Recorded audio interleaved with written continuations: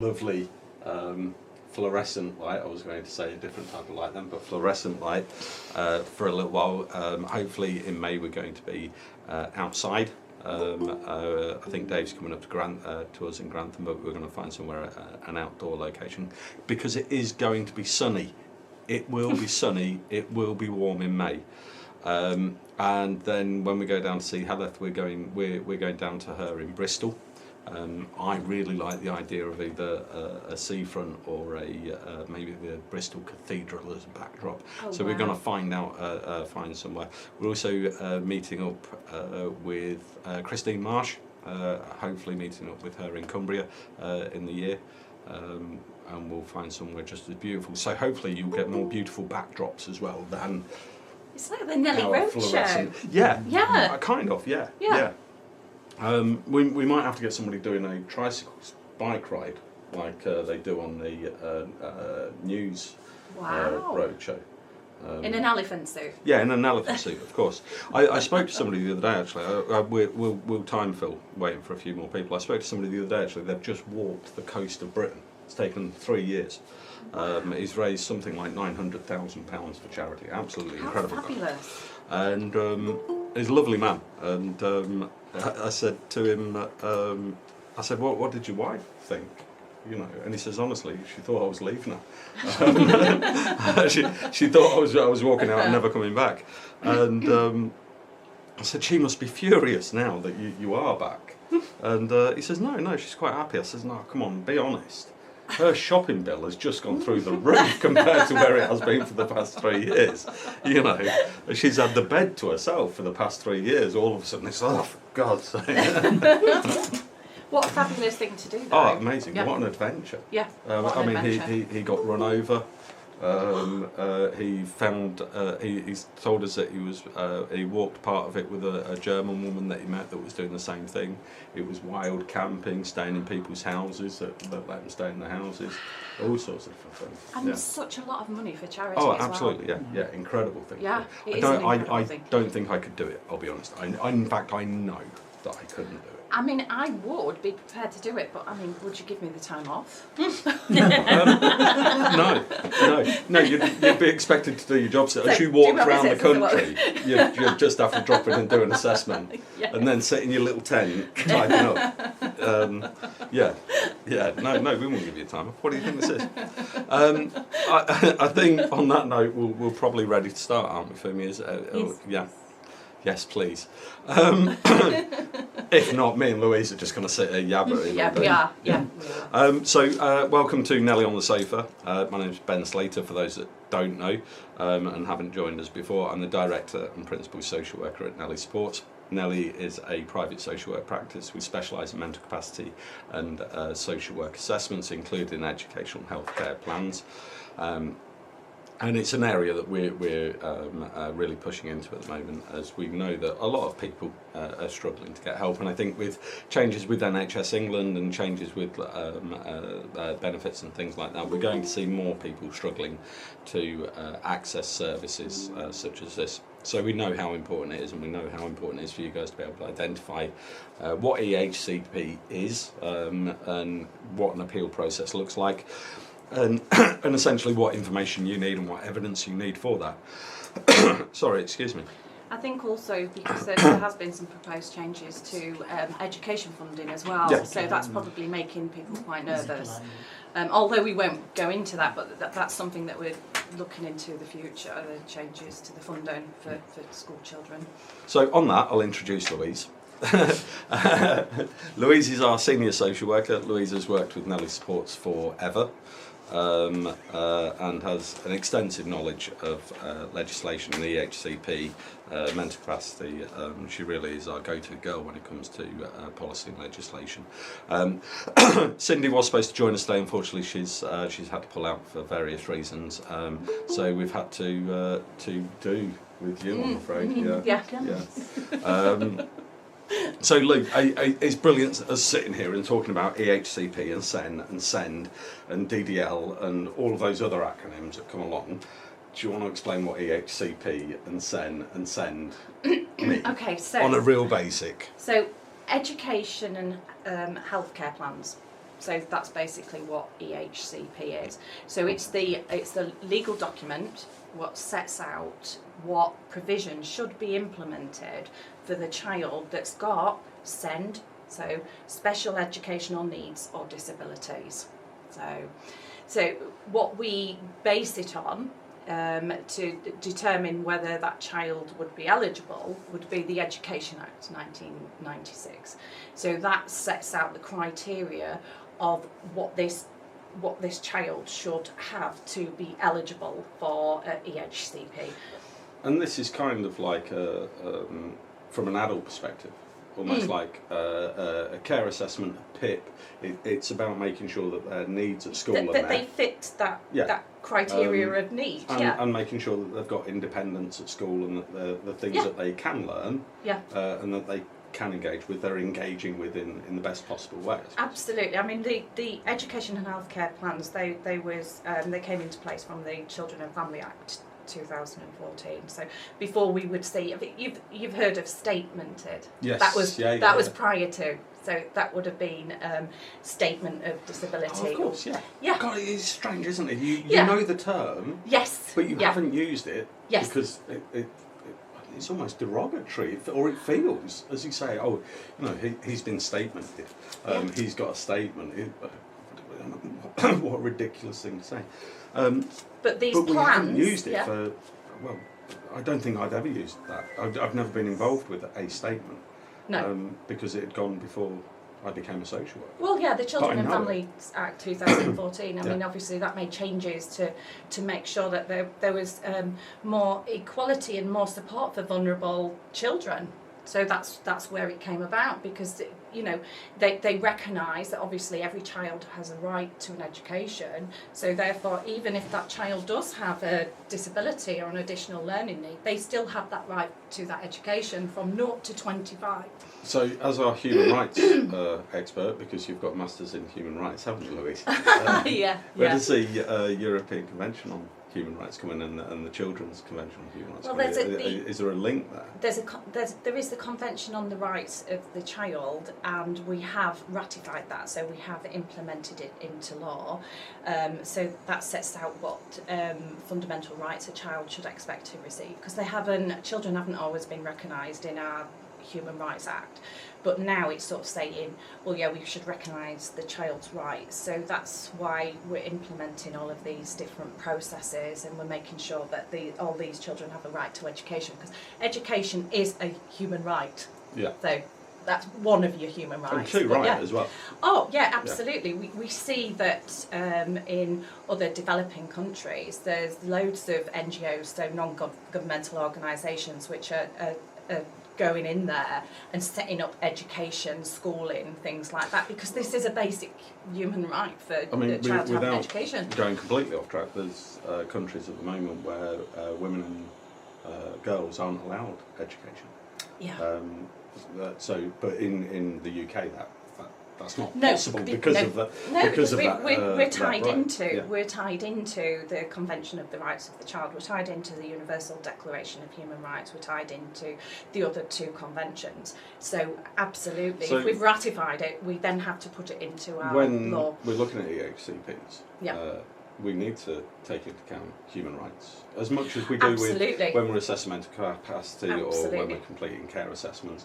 We have to have consideration to the human rights and the voice of the child as well, because the voice of the child is important. Because if you cast your mind back to university when we was doing the law module, when we was doing the Children Act, it's all about the voice of the child, wasn't it? This is from the Children and Family Acts. This is about considering the voice of the child and the parents' voice as well, because remember, parents are always experts in their children. Yeah, and I think the voice of the child is another way of saying being person-centred, isn't Absolutely. it? I mean, we were talking yesterday with Finders about the new Mental Health Amendment Bill, and there's a big push on that to make sure that mental health is person-centred. I mean, the EHCP's, the Children's Act, is just that continuing that idea of it's about the person. It is. And I'll try not to start going on about systems theory, which is my favourite theory in the whole world. But I mean, if you said you'll try not to go on about it, but it's right, Yeah. because the schooling, the education is a massive part of that child's system, Yeah. because that child's going to be there from 9 to 3. And the centre of all of that is the child. And the family are around them as well. So, you know, the education and healthcare plan, hopefully, I mean, a good plan should capture the child's voice, and it should also capture the parent's voice as well. So that's very important. So, then I can't help myself now. I've got to say his name, Bronfenbrenner. Yeah. We hated Bronfenbrenner at university, and we did have another name for it, and I'm not going to say it because there is a swear word placed in the middle of his name. But Bronfenbrenner, and before that, Talcott Parsons, Yes. who came up with the idea of action systems theory. Yes. So when you're looking at an EHCP, you have to have some fundamental knowledge of those theories to be able to say, well, actually, Absolutely. there is in that micro section, there is the child, and who is that child? What are they? What are their needs? What are their needs? Wishes? And then we can start thinking about Maslow's hierarchy of needs within their that potential. child. Yeah. You have to consider the potential for that specific child as well, because each child has a different potential, don't they? Yeah, absolutely, yeah. And maximising their ability to reach that potential is very important. So, and then from that micro, then you need to look at the macro sphere, which is family, education, potential local government resources. That's a big factor, yeah. Religion, they may be involved with a church or something like that, and what support and what impact are they having on that child? What support is being offered? It may be that there is mum and dad, but dad's no longer there. We deal with deportation cases quite often. And if the that's health not as there, well, what Ben. impact is that on the EHCP? Yeah, health as well. I get on really well with our teachers because I don't even know their names. A child might have several or a severe health condition, so health is in that Which macro then system means, which yeah, impacts on the child, which also should be inputted which in the other education professionals are healthcare plan. involved? Nurses, doctors, dentists, OT, physiotherapy, art therapy, So equine all of a therapy, sudden all of we've these gone from different that things. tiny little, there's this child, to actually this child is a huge person. Yeah, You know, there's multifaceted things going on because absolutely. we're looking at Maslow's hierarchy of needs and things like that to identify who is this child. Yeah. Then you're going out to that meso and going, oh, well, there's just mum and dad and there's a school. Actually, no, there's not. There's all of these other things going on. Yeah. But then from there, you know, for us having a conversation, there's, as we said, there's, you know, the Mental Health Amendment Bill, there's the Mental Capacity Act, well, not for adults, but there's Gillett Competency. There's all these policies and pieces of legislation that are impacting on, actually, can they get the physiotherapy that they need? Is there funding there for that? Is there a policy that says that they're entitled to it? If there's a know, need, there's but those policies could change, so that on that yeah. exo system, there's that bigger thing impacting on that child. Sorry, we're completely going off No, onto the systems I mean, I theory. love the theory base around it, because actually when you're gathering the information, so, you know, we do offer support with going to the appeals, or we can offer support with lodging an appeal. So when we're offering that support, we should be considering all of these factors. So we should be considering, as social workers, we should be considering this theory and sort of thinking, have I got all of this, as per Bronfenbrenner, have I got all of this within the report? Because there's a difference between a good report and a bad report. We've talked about this before while we're driving down the road at 70 mile an hour going to, not 70, well, there's 70 on the 70 road. Definitely not doing 70 in a 60. And me and you have been talking on the phone about this, about students and things like that are on placement. And one of the things that we heard as a student was we don't use theory. You don't use theories and models. No, we do. And if you're not reflecting. No. Because you can't reflect on a case. You can't identify what you've missed or where you've done well. You can't identify what you've done and what you should have done if you're not applying theories and models. Because how can you? Because you can't sit there and say, oh, well, I did everything right for this case. When how have you identified that actually there's an uncle that's really close to this child, because it's not, you haven't considered the mesosphere to identify what else is going on. You haven't looked at potentially other funding sources because you're not considering the excess fee. Because, like we say, funding can be a tricky area. So, there is times when we have to sort of rely on thinking outside the box, isn't there, and considering voluntary agencies. And if you've got a child that's belongs to a specific community or a specific illness, it may be that there's charity funding out there and things like that. That okay, the EHCP isn't providing that at the moment. But as a social worker, actually, we can turn around and say, but this could fill that need. This could fill that need in the meantime. And that's not saying that the local authority and the education department haven't got a legal requirement to meet that need. They have got a legal requirement, yes. They must provide for the needs that's identified in the education and healthcare plan. It's all well and good saying you have to do this. But if it's going to be 6 months before that happens, that child's needs aren't being met for 6 months. It shouldn't be. No, it shouldn't. But I mean, we work in reality, don't we? And we work with all sorts. Funding is very complicated throughout, from children to adults. So we do work with there's gatekeeping of resources and things like that. But we do have to consider that actually, if there is that need and it's down on the education and healthcare plan, they shouldn't be keeping those resources away from the child, because the school has a budget in place for every child up to £6,000 anyway.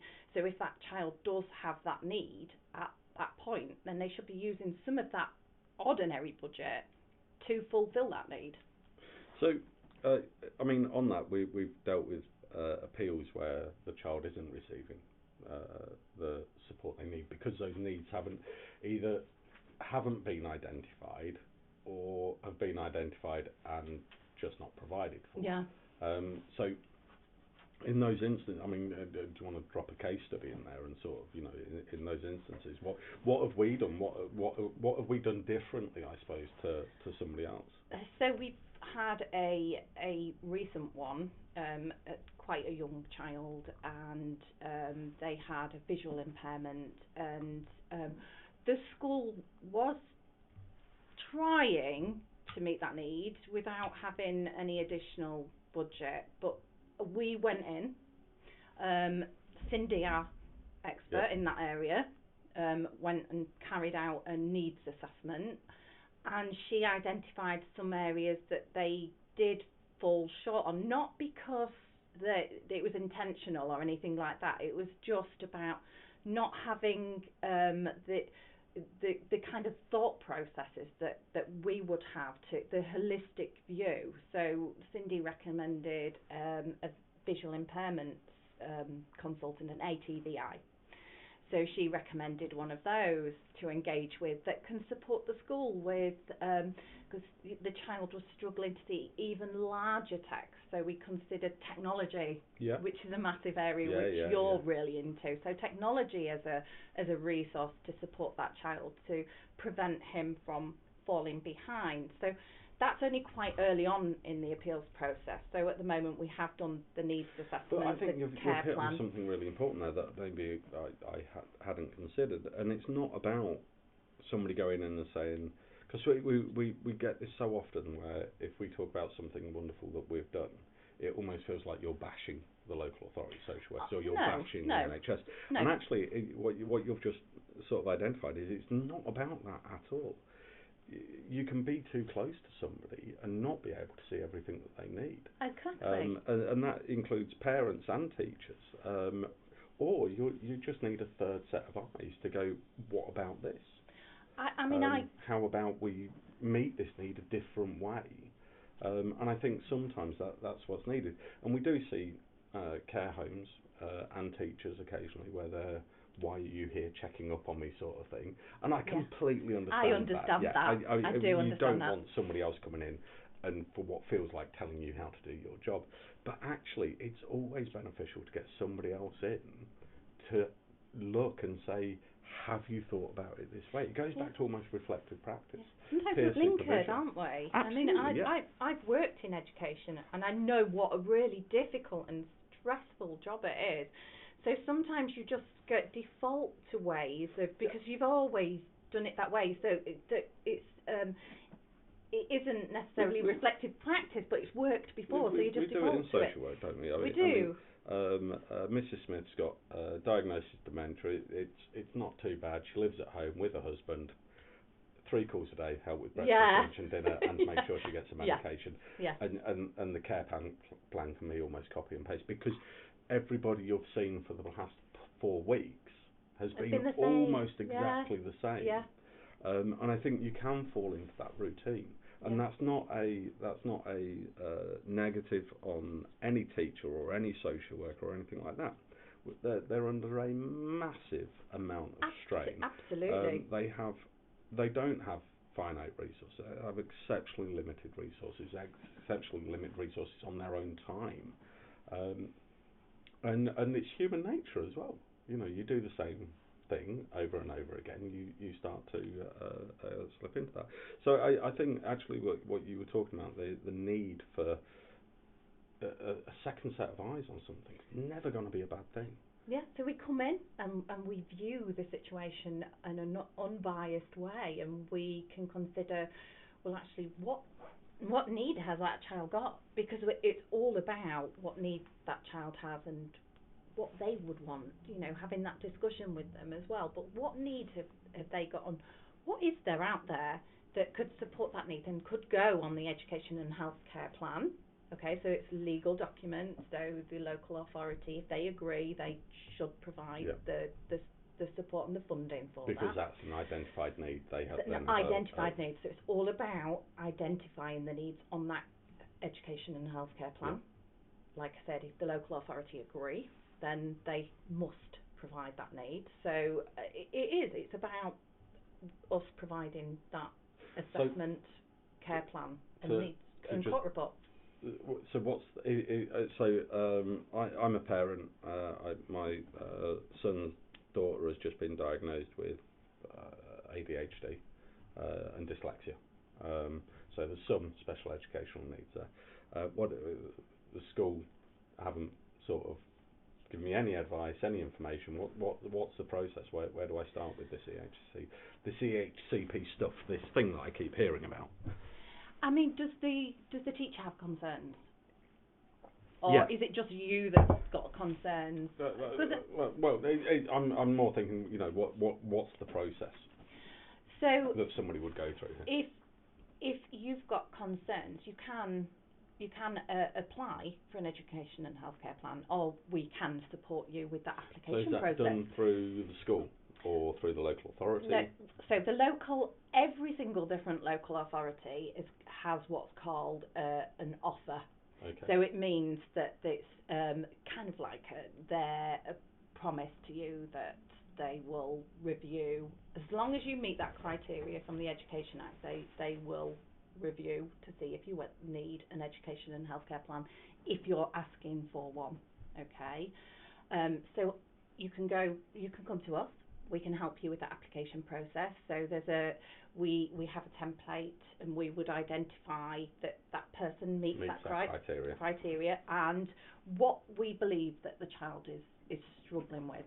Okay, so then we would put that through to the local authority, because they each have a department. Every single local authority is slightly different. It's actually quite difficult to find this offer on their website. It's not necessarily, yeah, it is. So it's not necessarily really advertised. Right. So this is where we can come in. I know, this is where we can come in and help with the application process. Okay, because it can be quite daunting for you. Find out your daughter's got ADHD or learning needs. Where do I go to? What do I do? The teacher's maybe not listening to me, or can I go to the teacher? Or they're not available for you. We can help guide you through that process. You're learn a whole new process, policies, language. You get told that your child's got some sort of additional needs, and obviously that's a shock. Yeah. So you're not going to be thinking straight at that point. So we can come in. We're professional. We understand. So the first part is putting that application in for identifying that they meet the criteria. Yes. To then go to EHCP. Yeah. So once you've put that application in, then the local authority will consider based on that application. So that's why it has to be Yeah. quite well so written. if it's not, you could just be rejected straight away at that stage. You could, if it's not very well written, if it's not identified that you fit into that, your child fits into that criteria. You can do that as a family member or a teacher. A teacher can do it. You can self-refer. Yeah. Like I say, but some people can find it difficult. Teachers might not have time. They might, but they might not. I'm assuming the TAs can do things like that. Yeah, they can. can. And headmasters, headmistresses, yeah, they can. Principals. So I don't. What I'm saying is there is professionals within the setting. There is that are able to do this and do this on a regular basis as well. You know. But if I suppose I get on really well with our teachers because I don't even know them. So I don't even know their names. I don't even know what year my kid's in at school. I leave it to Kerry. He's like 8 or 7 or 10 or so. I don't know. He's in it's the 9, Ben. Yeah, I'm joking.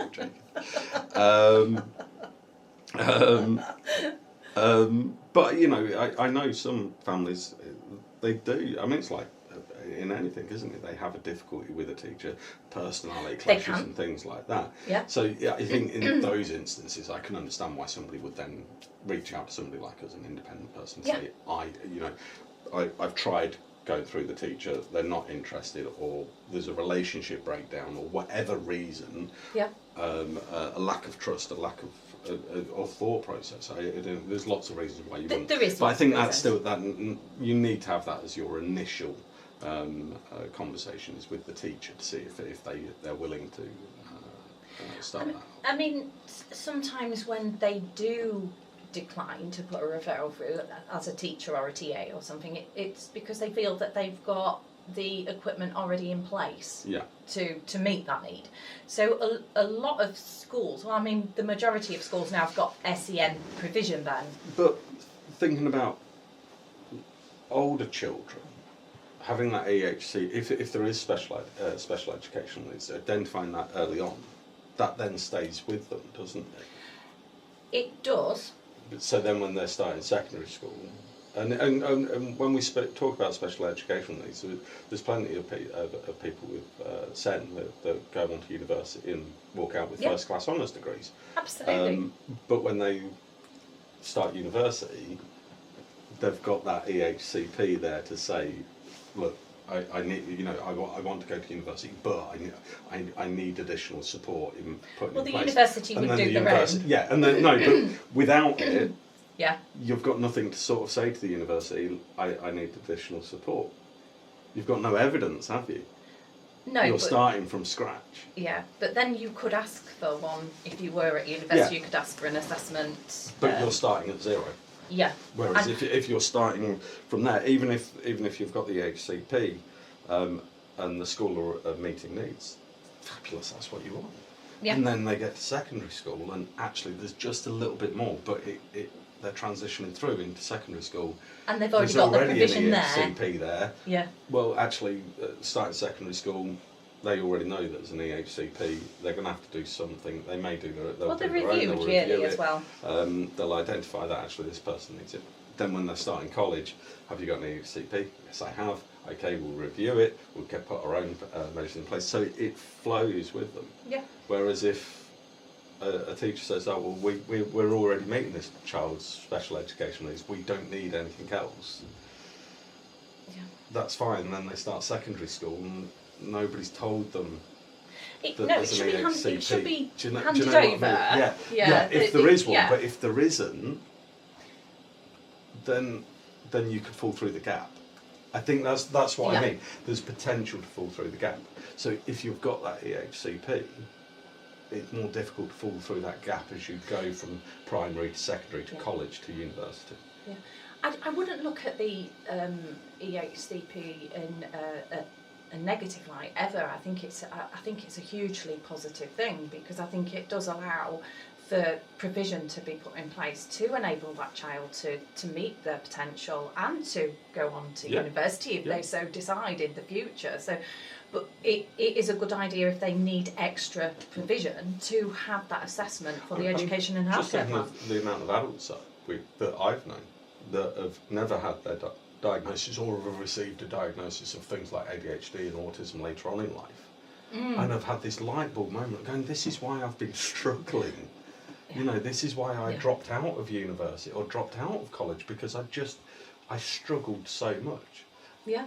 And if it had been identified early on, that support should have flowed through their entire academic. So I mean, what we're saying is the 2014, the Children and Families Act, that really helped people. Yeah. So the idea of them putting extra support in place to help the most vulnerable of children does appear to be working. So it's a positive. Yeah. That's good. Yeah, there's nothing negative here, is there? No. But there are a lot of parents out there that are concerned that their children aren't getting the support that they need, and there have been a lot of appeals because the support isn't necessarily implemented as it should be, and we are seeing more and more parents being declined the support that they believe that their children need. Just going back to the process, so you've put your application in, you've met the criteria, EHCP's done, so that means somebody's coming out to the school to meet with little Johnny and teachers. You'd expect so, yeah. Yeah, you would expect so. You'd expect them to look through all of the You're saying health you would records. expect? Yeah, well, you would expect them to meet with a child, Okay. especially seeing as though there is an emphasis on getting that child's wishes and feelings. But it's not necessarily, they wouldn't necessarily visit. They could ask the teacher to collect any wishes and views, to populate that form. So it doesn't necessarily mean that someone's coming out to the school to meet with. So I try very hard not to sell our services on these, because that's genuinely not what it's about. We've always done Nellie on the sofa and Nellicon and things like that to just share information. We always go out. It's as simple as that. I'm not doing it. I refuse to race to the bottom. We do offer a reviewing service, but if we're doing an appeal, if we're starting from the beginning, we need to meet them. We have to meet the child and the parents as well. Because you get more from a face-to-face meeting, from actually sitting down and talking to a human being. You can identify more about their physical, emotional, behavioural, and you can speak to them and get their words. Yeah. Well, just recently, the most recent one that we've done, Cindy, she went out to visit the child, and she noticed issues herself which hadn't necessarily been picked up on by teachers. So she actually observed it. This was the child with visual impairment, wasn't it? Yeah. And there was quite high risks of him falling and seriously hurting himself. But they hadn't picked up on it. Yeah. So Cindy noticed that this was an issue. So obviously we've emphasised that support needs to be in place. But you can't identify that if you're having a phone call. Or looking at paperwork. Yeah. No, you can do. I mean, obviously we're all about the evidence collecting, so we do an awful lot of reports where we collect evidence which populates our bigger reports, don't they? Yeah. So it's all about using holistic views from lots of different professionals. Oh, of course, we have to take everything into account. But there's nothing quite like the observational. Do you know, when you're doing care assessments, children's care assessments, there's nothing quite like observing that child and being able to look at what's happening. How are they interacting in their environment? Again, using theory. Yeah, absolutely. Yeah. And just sometimes a teacher with a classroom full of children wouldn't notice these things because we are just so focused on how that child's interacting with their environment. And they've got 30 other children. And a large proportion of them potentially with special educational needs. I mean, the percentage has gone up. I think we're better at recognising that there's issues. It depends on the school as well. I mean, we know schools in our local area where their special educational needs team is a lot larger than the school half a mile down the road, because children with SEN go to that school because they've been seen as having good provision, so therefore the parents want them to go to that school. The one down the road doesn't have such good provision for whatever reason, so not as many children go to that school, so their provision isn't as big I'm not going to say as good. I don't mean it like that. I mean that they're funding and they haven't got as many Senkos and things like that. They just don't have that provision there. But it's almost like capitalism, isn't it? You don't provide something if the customers aren't there. You know, if you've got a small school with only 3 children with SEN, you're not going to have a huge SEN team in the school. If you've got a school where you've got 200 children and 100 have got SEN needs, you're going to have a larger team. It's as simple as that. Absolutely. But both comes with their own issues. I wonder if this is... So, they do go out because they're a damn good EHCP practitioner. They meet with the child. They get their wishes and views. They get wishes and feelings. They do an absolute fantastic job. They consider all of the rest of the medical and everything, all of their records, social care records, everything. They put together a really nice, clear, concise, evidence-based, Ben. Yeah. We always talk about evidence-based Just because you think it happened doesn't mean it happened. You have to prove that it happened. Proven. So identifying what needs that child has got and in what area to enable them to access that education and to meet their potential. So EHCP is done by the professional, all done, all dusted, all good to go, all passed. And then... It's usually reviewed yearly. Yeah. Yeah. So school get the funding. It depends. Okay. So they can have a child can have an EHCP plan, but the provision could already be at that school. So it might not mean that they would need a top up by the local authority. Okay, so the child might have lower level needs, and that school's just meeting those needs just for an older well. child. It maybe they need extra time in exams and things exactly, like that. which you can. Yeah. You don't need extra funding for that. You're just allowing that extra. I mean, schools have a remarkable amount of equipment already. You know, I've known schools with sort of sensory rooms. There's schools. I even talking about my own son. He's left-handed. He broke his left arm. And they gave him a little computer-based thing that he could take his notes from his lessons because they were available. So schools ordinarily have quite a lot of provision. So then it's just making sure that provision is then put in place. Yes.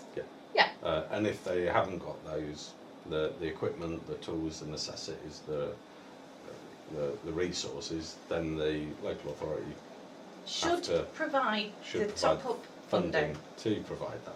To provide for it, so long as it's agreed in the education and healthcare plan. So it's got to be agreed. So it's got to actually be within that plan. The costings have to go within that plan as well. So usually a lot of the responsibility for doing this is on the Senko lead within the school, you know, working out the costings of what this would. So if the school hasn't put down the costings, then the local authority is probably not going to give them that money. So they can't come along 2 weeks later and say, oh well, we've got an OT. Oh well, it's not down on the agreed education and healthcare plan. So you know, we can't just give you money. So it's about making it thorough. That's the same with a care needs assessment. Absolutely, for an older adult, isn't it? You can't, you know, if the need is identified and in the care plan it says this, and this. Yes, it's got to say this, and this. And in the care plan it should have all of the costings as well. Yeah. And then essentially you go and you've got your personal budget, and as long as it meets the two marry up, you're good to go, sort of thing. Yeah. But if it's not in that care plan, then you won't get provision for it. You won't get funding. You won't get funding for it. If the care plan is for somebody to go into a care home and you haven't written that on the plan, they're not going into a care home. No. No. Because it's not there. No. So we need to be very careful. We need, you need to be very thorough with writing these education and healthcare plans. So. We'll pretend a little bit here, I suppose. Little Johnny gone through his EHCP. It's all been agreed. Everything's great, and he needs occupational therapy paid for once a week at school, and the local authority have to top up to pay that. Yeah. And 6 months later, he's still not had any physiotherapy because the local authority haven't coughed up. Well, they should have. They should have. Because you remember the word must. So but that's where the argument and discussion starts to come in. Isn't And that's where you know, obviously, I mean, at any point you have a right as a parent to appeal it. Yeah. Yeah. So, what happens then on the other side of that? That little Johnny, mum is going, but he needs physiotherapy. He's got severe arthritis. I can't. My brain, when it comes to illnesses. There is childhood honestly, arthritis, Ben, and yeah, let's go with arthritis. It's horrendous. Because I genuinely can't think of any other type of disability that could affect the legs at this moment in time. So let's go with arthritis. The problem is, because every time I think of this, if any of you have watched it, please watch the IT Crowd. There's an episode of that where he ends up using the disabled toilet, and they ask him what's wrong with him, and he says, "I'm leg disabled." And it's exceptionally funny, and I can, every time I try to think of something, I think of that sketch. So apologies. But yeah, little Johnny, he's got arthritis, he's got pain in his legs, he needs physiotherapy. Yeah. It's not been identified on the EHCP plan. Everything else has been agreed. And mum is jumping up and down going, but why is this not being provided? I know this is a need. Why is it not on the education and healthcare Because plan? they only went off of the teacher's notes. They didn't go and meet Johnny. They didn't speak to mum. So I would be at that point lodging an appeal, because it's clearly a need. I would lodge an appeal straight away. I mean, we can get involved. We can carry out up to date. It's fine doing care that. assessments. We can support with appeals, and it's like I said, we're not. I don't do this to sell our services, but so we can help with the appeals. But if you're doing it by yourself, the key here is evidence. Evidence. Isn't it? Yeah, keeping all correspondence. Yeah, it's okay saying that Johnny's got arthritis and needs physiotherapy, but you need proof. You do of need that, proof. don't you? Yeah. And that could be letters from a GP saying this is his diagnosis. Yeah. It could be a letter from a physiotherapy saying, I agree, he needs to have this every week. Yeah. It could be a report from a social worker that's identified physiotherapy would be supportive. Yeah. But there needs to be more than just, I think he needs this. Yeah, you can't just go with, I think my child needs this. There does have to be that evidence in place, otherwise it wouldn't be considered. So I could go to, I don't know, the job centre and say, I can't work because of. Yeah. And to me, this is like a mathematical equation. It is.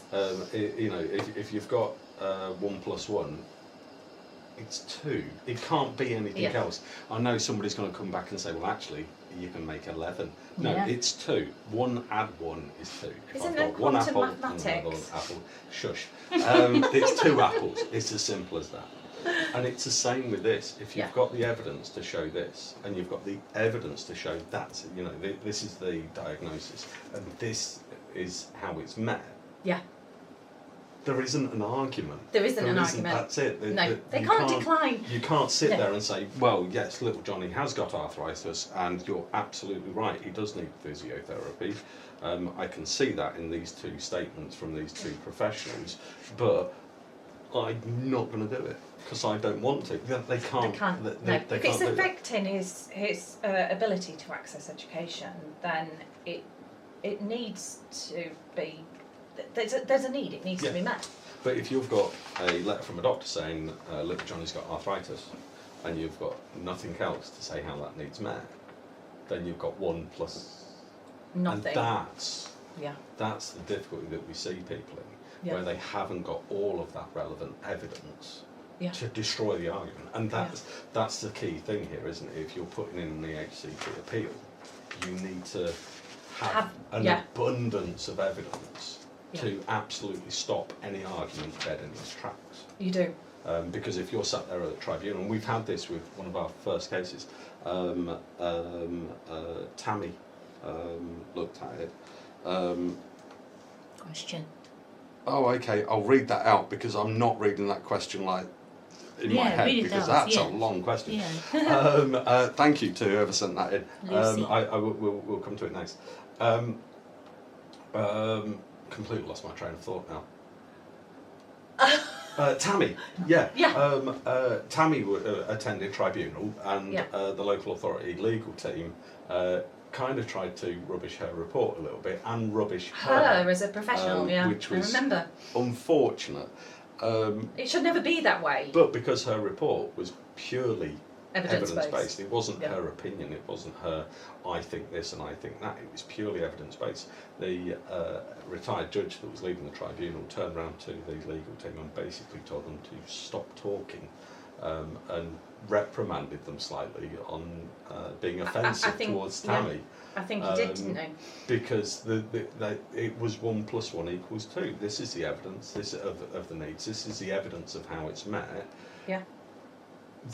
That's it. There is no argument. It doesn't matter what the legal team's opinion is, because their opinion doesn't matter. The evidence says this.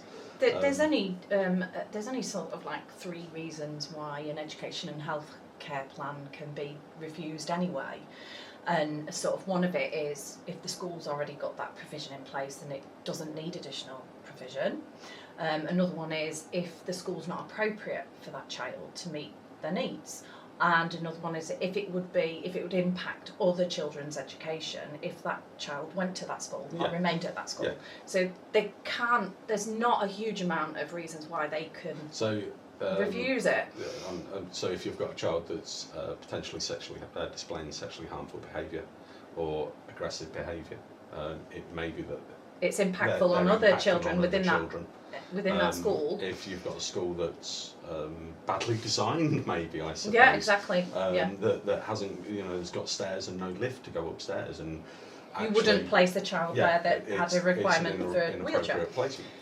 So those are understandable, but the local authority still has a legal duty to provide a school placement find for a that placement child that is appropriate. Yeah. And that's when we end up with children, unfortunately, having to travel long distances. But then local authority would pay for the travel. Yeah. So, but it's still a long travel time for some of the kids. Yeah, it is. I mean, I know my niece's daughter, she had to travel, I think it was something like 18 miles to go to a specialist school. But local authority provided her, she needed an ambulance because she was prone to having fits. So they needed 2 crew members and an ambulance kind of transit ambulance thing to take it, just in case she had a fit on the way to school. That was all paid for because it was a necessary need. I mean, I managed a children's charity centre for children with life-limiting conditions, and do you know what? It might become my new pet passion project. We ran a homeschooling class. And it was fantastic. Honestly, it was awesome. Yeah. We had this lady. If anybody needs a counsellor, please reach out to her. Tracy Emerton. She's a fantastic counsellor. But she ran the lessons for these children with parents there, and it was genuinely whatever they needed. I mean, we did stuff where they were going out and doing artwork out in the that's fabulous. area. Art the therapy. Artwork was science. Oh, and wow! The whole lesson would be teaching them science, but through art. Or we'd play football and teach them the geometry, and things like that. So you'd bring it down to teaching them the way they needed to learn. It was really clever. So we'd say education, but education doesn't necessarily have to be at a school. It can be. No. Well, that's the reason I mention it. Actually, it makes you realise why so many parents then go, actually, I'm going to homeschool because I don't want my child travelling for an hour and a half to school every day. Actually, the schools that the local authority are identifying they're not suitable for my family. Yeah. They might be suitable for the child, but it's not suitable for the lifestyle and the life that I want to provide to my child. Yeah. So I can completely understand why homeschooling is out. I'm going to jump on to, because I'm conscious of time, Lee. Lucy has asked, is it ever paid in advance or is it always a reimbursement? So if an EHCP provides for a certain therapy that would come with a cost, could the school be provided with the funding regardless of whether or not the funding is provided? I.e., if an EHCP provides for something and the school is not providing it, is it possible that the school are keeping the money that they have been allocated for that therapy, so that they essentially benefit financially for not implementing That would be fraud. EHCPs, whether or not the funding is used. No, that would be fraud, wouldn't it? So you would. I mean, obviously, if there's a need for a physiotherapy, it would be on that education and healthcare plan. If it's a private physiotherapy, then the local authority would provide funding for top-up. It doesn't necessarily mean that it would necessarily go to the school. It's very complicated, so we could have a whole session around funding. So I think if it's in specific to a certain child, I think you would probably have to talk to the education department at the local authority Yeah, I about think that. if you've got concerns about that, that's, I mean, like you said, that's fraud. It's as simple as that. Fraud. I mean, they do. Okay, so when you've got in-school provision, like teachers' assistants, so if you've got quite a lot of children requiring a teacher's assistant, and there's already the teacher's assistants there, I can't even speak, they're already there, then they would allocate the time from them teaching assistants to whichever child. So they wouldn't necessarily employ a new teaching assistant. So it's not about funding then. It's about time allocation. Well, no, because teaching assistant can be funded as an but additional. what I mean is that they may not be getting additional funding. No, they may for not. that, because that provision is already at the school. Like your son with the computer pad. They might get additional funding, but they might not have to employ somebody else. Yeah. Okay, it depends. And It it's depends on the finding the money. school. It depends on the school, it depends on the provision required, but I would say if the school is getting given money for a physiotherapist and they're keeping it and not paying out for a physiotherapist, then that would be It's as simple fraud. as that, yeah. So I think that's when you need to be speaking with the local authority. I think you would need to speak to the saying, local hang on a authority. second, we know you're paying this, that's very kind of you. And we always say this, always try to keep people on side with you. Yes. Because if you're kind and polite with people, they generally help you a lot more. What's the saying, you catch more flies with honey Yes, it is. than you do with vinegar. Yeah. We see lots of people though where and rightfully they're angry and frustrated, and they go to the person that they're angry and frustrated at, the care home manager, the EHCP professional, and they tell them how angry and frustrated they are, and that relationship's broken, and all of a sudden they're not getting the help that they could. So honestly, I would, if you genuinely have a situation like that, speak to the local authority, keep them on your side though, and explain the situation to them, because at the end of the day the local authority is paying for something, and I mean if they were paying us as a private company and we wasn't and we providing weren't the service, providing it, and it was down in the plan that we had to, then obviously clearly something is going and amiss, if hasn't it was large amounts of money, there'd be a policeman knocking on our office door saying, can we have a word please? Because I mean the local authority, if it's in the education and healthcare plan, the local authority can provide a top up for private physio if it's agreed at the time. So there's the agreement of that I suppose legal plan. there could be a slight delay in the fact that the local authority may be paying it, and the school haven't identified a provider. That is There Yeah. is that potential, but theoretically that should catch up. But if you know, and it shouldn't be, I mean, it may be a week or 2 weeks. I can't, I mean, things like physiotherapy especially are in abundance. I mean, private anyway. Private, but I mean, if they're looking to go through the NHS, there might be a waiting time. Yeah. But if it's the NHS, then it's not. It funding shouldn't be. isn't required. Yeah. Yeah. So you know that funding issue, there might be a delay, but the funding issue shouldn't be there. So yeah, I think there's either one or two things going on there. Either they haven't identified the provider. Sorry, we've got another one come through.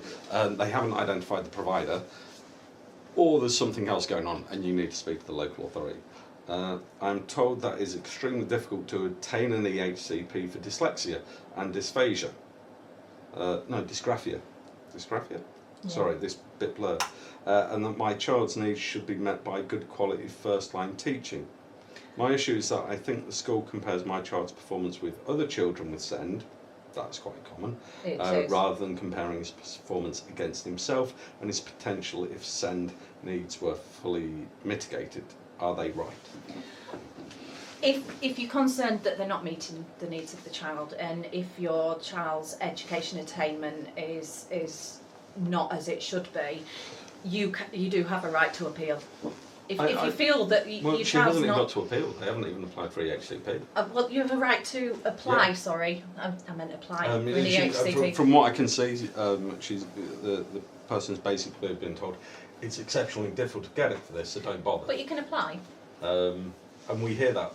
Yeah. There seems to be a bit, this is within social work, teaching, nursing, everything, there seems to be urban myths that start really high up within organisations and then filter down, and that urban myth becomes reality. And I don't think it's always true. We hear it with deputy, lasting powers of attorney was the one that I heard it for LPA health and welfare. Yeah. It's exceptionally difficult to get LPA for health and welfare. The courts won't allow it. Oh, you mean deputyship for health and welfare? Yeah. Yes. But there is rules around that, and actually for most parents, when they're applying for adult children, actually it's quite simple to get health and welfare, and most of the time they do get health and welfare. Yeah. But the truth started up here as deputyship for health and welfare is difficult to get, which in some circumstances It can be. It then filtered down the process. So everyone is like, oh, you won't get that. Well, yeah, LPA for health and welfare you won't get, which is actually nonsense. Not true. Because it's an agreement, and I it's wonder consent. whether it's a little bit of that. There's an urban myth that for these two disabilities, it's difficult to get, so therefore it's filtered down to where's the point in applying. Actually, that may not be true. It may be that somebody that Senko that teacher has applied for before hasn't and it's been got rejected because they've done a poor application. Because the application needs to be very clear and concise. And they've done 10 applications for 10 children that have all been declined because they've done poor applications, and then, well, there's no point in applying for this because it's exceptionally difficult to get. So I would say, if you know, as a parent, if I was worried about my child's educational attainment and that the child did have a diagnosis of something, I would apply the EHCP if the support isn't available, if it's not supporting them, because that will show in their achievements and attainment. Is such a huge scale. Oh, absolutely. And dyslexia can impact cognition, memory, all sorts of different things. So you're absolutely right. Comparing one child to another and saying it's difficult to get, it's impossible to say that, because you may have a child with severe dyslexia that's impacting their memory, it's impacting their cognition. Actually, they need a lot of support. Then you've got a child that's having difficulty with low-level needs and spelling. And perhaps needs overlays and just a little bit of extra time. Yeah, absolutely. And then, of course, the school have got the overlays in place. They've got they can put in extra time. But somebody with more severe dyslexia, they may not have. Yeah. So absolutely. I'm not going to mention names. Sarah, all right, we will mention names. Collect the evidence. Sarah, collect your evidence. Put your own application in. It's an upside-downside thing. Upside is that you could end up with your child having EHCP. Downside is you might waste a little bit of your time and not get it. Yeah. The upside outweighs the downside at the end of the day. I think so. We've got another question. I've never had so many questions on Nellie on the sofa. Oh, wow. This is fantastic. No, honestly, I think normally we get how much is a capacity assessment. You're like, we've been talking about EHCPs. Sarah says thank you. That's lovely. You're welcome. Elizabeth. Yes. Can school refusal and attendance be used as evidence? I think that...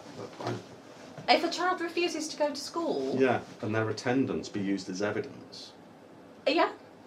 I would say so. You could apply, like I said before, the education and healthcare plan doesn't necessarily have to identify a school as a provision for education. If they're refusing to go to school, obviously there's a reason why they're refusing to go to school. It might be that school doesn't meet their need. It might be that they've got anxiety. I was going to say, if it's evidence of the illness impacting, then absolutely. If you've got severe anxiety or severe depression, there might be something about that school that's making that child not want to. Absolutely, So you could which even if that doesn't impact the EHCP, it starts a conversation of actually, my child doesn't want to go to this or cannot go to this school for these reasons, and that could be something as serious as bullying or something like that. Yeah. And actually, it starts the conversation off not only with the school but with mum, dad, and the child. Yeah. Yeah, I mean, refusal. Yeah, absolutely. You could use that as I mean, evidence. I think it's linking that evidence. Yeah, it is. I think it'd be interesting to have a bit more context on that, but Yeah. it is about linking the evidence. If you can say that my son has got anxiety and it's to the severity that it's impacted on his attendance because he physically cannot attend school because of his anxiety, and then explain what that looks like, you know, in a morning when we try to get him up for school, and the evidence is there, and he's having vomiting and he's crying and shaking, and be really graphic in that description of what that anxiety or depression. Does he meet that criteria in the Education Act? You know, is a something there that's causing this? I think there's a real thing there about sort of. We use it in our capacity assessments, don't we, when people swear, and we're quite open in putting that language into our assessments because it's important. The language, the description of how somebody's behaving is really, really important. So be graphic, you know, be honest about these things, and that all plows into evidence, doesn't it? Yeah, it does. That's it. Is that it? Have we got no other question? Well, I was waiting for you. The way you keep looking at me, going, "Oh my God, we've got another one," and you're scribbling down. No, that's the end then, Lou. That was better than I thought. That went quicker than what I thought as well. Thank you for attending. Fumi, who have we got on next month? I can't remember off the top of my Louise head. Hasty. Oh, we've got Louise coming on. Louise Hasty. Louise is a solicitor, and we're talking about testamentary capacity. Brilliant. Which is one of my preferred subjects. I know Lou loves talking about EHCP, and do you know what? I've genuinely enjoyed talking about it. I feel like I was going to say somebody's celebrity's name now, but I've just realised that he's got into a lot of trouble, so I'm not going to. But I feel like I'm somebody learning as we're talking, and it's and for me the dots are connecting on this. Brilliant. Because EHCP, I've worked in it, but it's not 100% my forte. It's yours and Cindy's. You're our experts in that area. And I knew Nellie that will be coming on board with us next week. I'm quite excited. Yeah, I am as well. Yeah. So we've got Louise Hasty coming on talking about testamentary and contentious probate. So we'll be talking about how capacity protects against that, good capacity assessments, CPR 35 compliance, I suppose, and advanced capacity assessments as well, which is something kind of new to the UK actually that we're developing. And we'll be talking to Lewis about some of his cases as well, and what cases he's worked on. So please do join us. It's always great to have as many people as we can. We're back in, I don't even know what month it is for me. April. We're back in April. Yeah, is it February? It's March. No. Is it? It's March. Yeah. Somebody will be telling me it's Thursday next. It's Thursday. So we'll be back in April after I've gone to Mallorca and had a nice week off, and maybe reset my own brain. So we'd love to see you then. Please have a look on our website for details of that. We've also got Nellie Con coming up at the end of this year, so if you haven't already got your tickets for that, please do book your tickets. We need your support as much as we try to support you guys, so please do book onto that. We've got some fantastic speakers. I don't think I'm speaking this year, so you can all have a sigh of relief. You should. I am. No, they're all sick to death of me talking. Oh, they're You're not. talking, yeah. So thank you, and we will see you next month. Thank you.